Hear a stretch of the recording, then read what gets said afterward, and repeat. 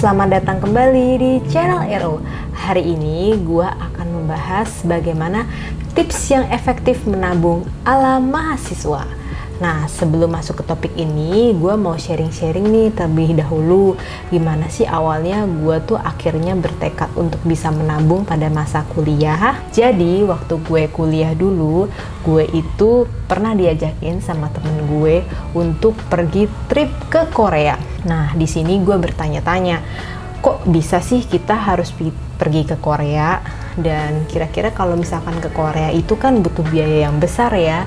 Dan apa bisa, kita itu kan masih kuliah, masih mahasiswa gitu, punya waktu yang memang banyak sih, cuma kondisi keuangannya kita kan terbatas gitu. Nah, temen gue nantangin nih, lah, lu mau lulus nggak? Gitu. Gue bilang, ya gue mau dong gitu. Nah, karena lu pengen lulus, makanya kita mulai nih dari sekarang harus berkomitmen supaya kita itu menabung untuk nanti kita bisa pergi ke Korea. Terus gue tanya, gimana ya caranya? Kita kan harus punya uang yang banyak. Terus dia bilang, ya udah lu pikirin aja sendiri. Nah, dari situ tuh gue berpikir bahwa ya ampun, kok gue harus ya mikirin gimana caranya gue dapetin duit, padahal pada masa itu gue lagi pengen seneng-seneng nih gitu. Tapi kata-kata dari dia itu membuat gue akhirnya ngena banget, dan juga membuat gue tuh termotivasi, karena dari yang dia katakan itu menandakan bahwa pada saat itu kita kan udah semester akhir, dan semester akhir itu adalah masa-masa dimana kita tuh bener-bener harus mempersiapkan skripsi dan juga kita mempersiapkan diri untuk bisa lulus. Dari situ akhirnya gue tertantang dan gue berani menerima challenge dia, dan juga akhirnya kita berkomitmen untuk bisa menabung dan juga kita mengumpulkan uang untuk bisa trip ke Korea. Nah, dari cerita ini gue ingin menyampaikan ke kalian ada step-step yang harus kita lalui supaya kita bisa mengumpulkan uang secara efektif. Dari sini akhirnya kita berkomitmen gimana sih caranya kita bisa mengumpulkan uang. 1. Tujuan awal kita menabung. Jadi setelah kita berkomitmen, kita tahu tujuan awalnya kita adalah ingin trip ke luar negeri, yaitu ke Korea Selatan. Tujuan itu yang menjadi fondasi kita untuk benar-benar bisa fokus, dan juga kita harus berprioritas terhadap apa yang menjadi tujuan kita. Inilah yang menjadi dasar kita supaya kita tuh bisa benar-benar yakin bahwa kalau kita lulus, kita bisa jalan-jalan loh ke Korea itu. Yang kedua, mencari penghasilan tambahan. Setelah tujuan kita sudah tetapkan, kita kemudian berpikir bagaimana caranya kita bisa menghasilkan uang supaya kita bisa menabung untuk pergi ke luar negeri. Pada saat gue kuliah dulu, memang pada saat semester akhir itu adalah masa dimana kita juga harus mempersiapkan untuk skripsi, dan juga ternyata kampus kita tuh memberikan kesempatan supaya kita juga bisa melakukan magang, sehingga kita punya persiapan nih masuk ke dunia kerja. Karena ada kesempatan inilah, maka gue langsung ambil kesempatan ini untuk bisa minimal gue dapat pengalaman kerja, dan yang kedua gue mendapatkan uang penghasilan tambahan. Selain itu, gue juga berpikir kan di masa semester akhir itu gue akan mengeluarkan biaya yang cukup besar, karena gue juga harus menyiapkan biaya untuk transport dan juga biaya untuk print, karena pada saat itu kita mungkin dari segi online itu masih belum sebanyak sekarang ini gitu. Kita masih menggunakan paper untuk bisa merevisi untuk skripsi kita gitu. Jadi biayanya cukup lumayan. Akhirnya gue juga menyiapkan cadangan lain untuk biaya tersebut, dan juga akhirnya gue bersiap-siap untuk bisa menjadi seorang guru private untuk mengajar anak SD. Jadi dua sumber penghasilan ini yang akan gue utamakan. Nah, mengenai waktu gimana Kak? Apakah bisa bentrok atau mungkin berhalangan gitu? Nah, ini ada time managementnya juga di sini. Jadi, gue lihat dulu nih, kira-kira pada semester akhir itu, apakah waktunya gue itu memungkinkan gue akan magang dan juga gue mengambil kegiatan mengajar untuk anak-anak yang masih SD gitu. Setelah gue lihat di bagian kurikulum dan gue tanya ke student center, ternyata waktunya cukup lenggang sehingga gue punya waktu itu untuk magang dan juga mengajar anak SD. Yang ketiga, menyisakan 50% dari penghasilan. Di keluarga gue itu selalu diterapkan kegiatan untuk menabung. Nah, kebetulan bokap gue itu orangnya lumayan strict juga gitu. Jadi ia ingin supaya anak-anaknya itu bisa pintar menabung. Dan ia mengajarkan bahwa kalau kita sudah punya penghasilan, kalau bisa kita menyiapkan atau menyisihkan 50% dari yang sudah kita punya itu untuk bisa kita tabung. Nah, pola pikir ini yang akhirnya menjadi sumber kekuatan gue juga supaya suatu saat nanti nih, kalau misalkan gue udah punya penghasilan dari hasil magang ataupun dari hasil gue mengajar, gue sisakan 50% gitu. Taruhlah gue punya rencana misalkan pada masa itu gue bisa menghasilkan 5 juta per bulan. Jadi gue akan tabung 2,5 juta per bulan untuk gue masukin tuh gue bisa liburan ke Korea. Yang keempat adalah tentukan media untuk menabung.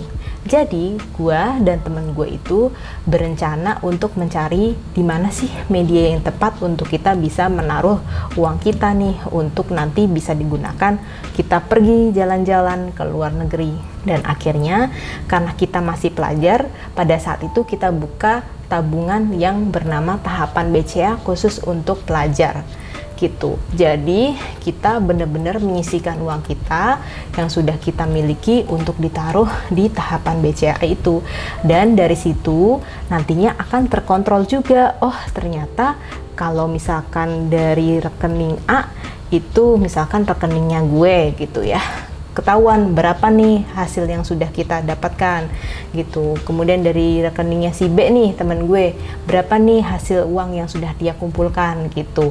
Dan kalau misalkan kalian ingin lebih detail lagi, kalian juga bisa tuh membuat laporannya melalui Excel juga gitu. Setelah kalian mendapatkan laporan rekening koran dari si tahapan BCA itu. Yang kelima, targetkan jarak waktu menabung. Jadi pada saat itu gue menetapkan komitmen itu untuk bisa pergi ke luar negeri bersama temen gue adalah di bulan Januari 2012. Dan gue tanya nih sama bagian kurikulum dan juga bagian student center, kira-kira untuk jurusan kita itu tuh kapan sih lulusnya gitu. Dan setelah itu gue mendapatkan jawaban, ternyata jangka waktunya nanti kita kelulusan adalah di bulan Agustus 2013. Nah, dari waktu itulah kita akhirnya mulai tahu, oh ternyata kita butuh waktu nih 1,5 tahun untuk bisa mengumpulkan uang, untuk bisa nanti pergi ke luar negeri gitu. Dan kita juga menentukan timing untuk kita bisa pergi ke luar negeri itu di bulan Oktober, sehingga tidak mengganggu jadwal kita untuk sidang skripsi seperti itu. Nah, dari jangka waktu yang sudah kita tentukan, akhirnya kita akan tahu berapa kisaran besaran yang kita akan keluarkan untuk bisa menabung. Yang keenam, planning biaya trip.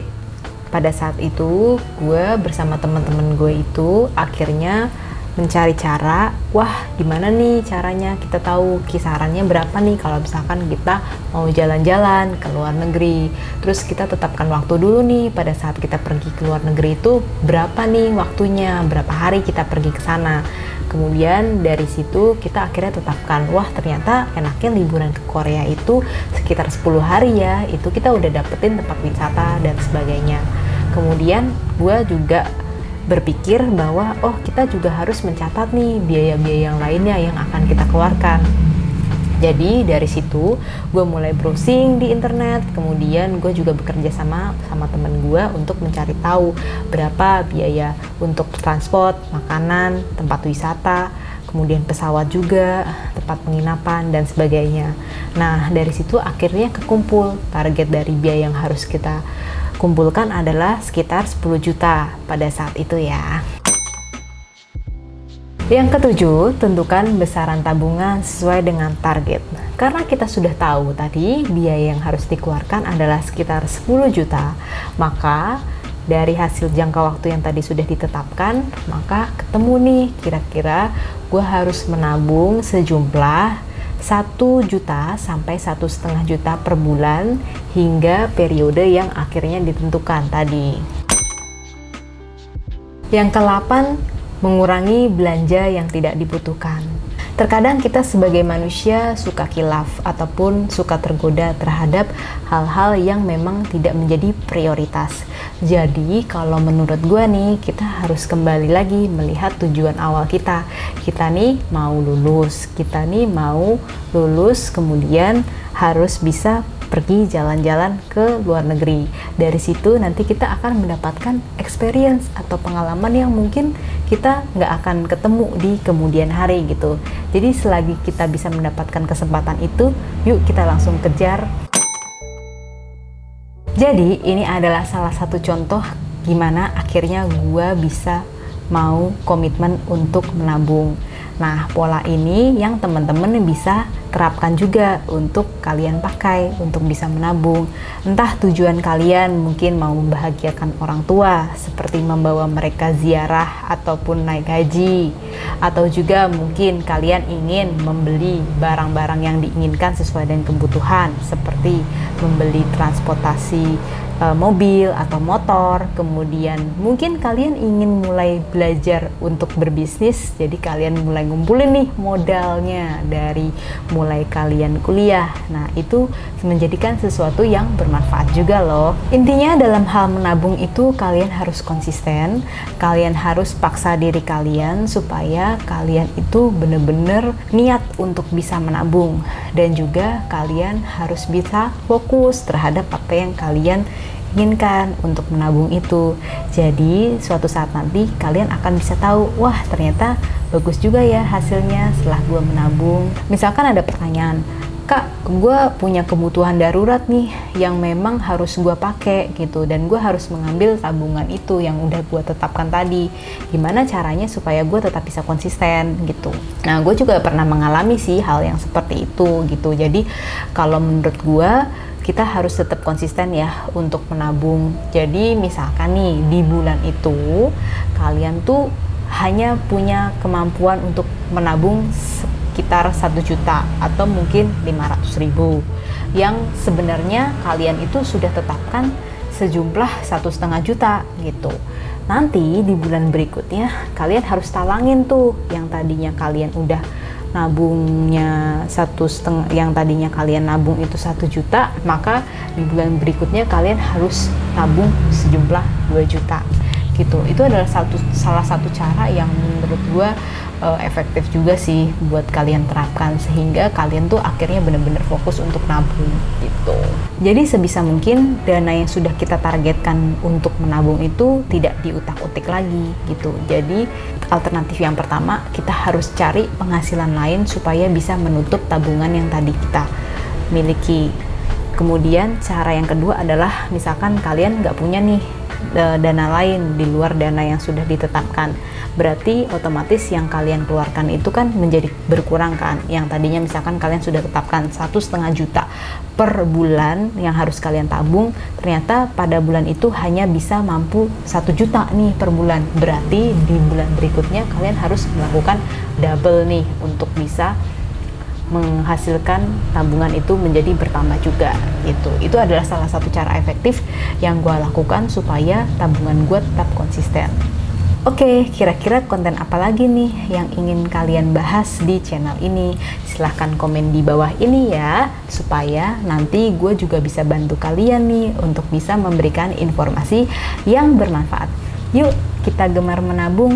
Bye-bye.